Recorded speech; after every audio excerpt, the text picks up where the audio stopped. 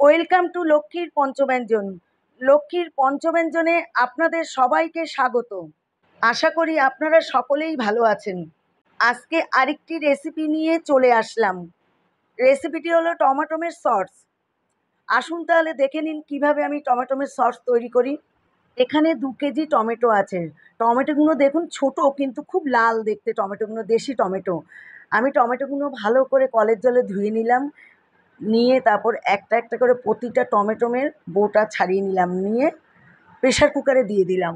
Pressure কুকারে সামান্য লবণ দিলাম, জল দিলাম, দিয়ে প্রেশার কুকারে আমি বসিয়ে দিলাম।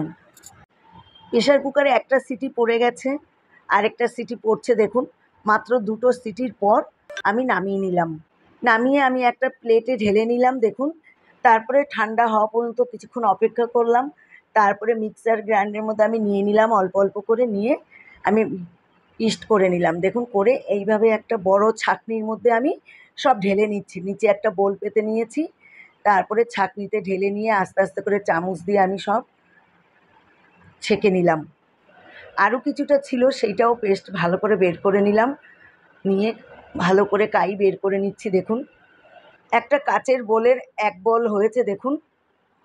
তারপর গ্যাসে আমি কড়াই বসিয়ে দিলাম।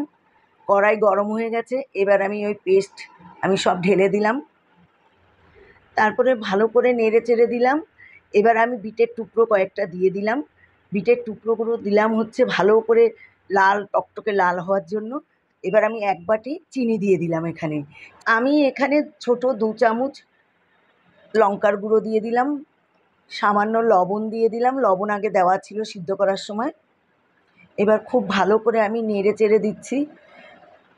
এইবার 3 চামচ ভিনিগার দিয়ে দিলাম আমি, যাতে 1 বছর সুরক্ষিত করা যায়।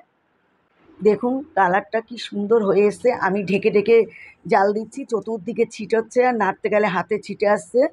তার জন্য আমি একটু নেড়ে নেড়ে ঢেকে ঢেকে দিচ্ছি। এবার বিটগুলো আমি তুলে নিলাম দেখুন। বিটের টুকরাগুলো তোলা হয়ে গেল সব। এবার দেখুন সসের কালার কি সুন্দর এসছে।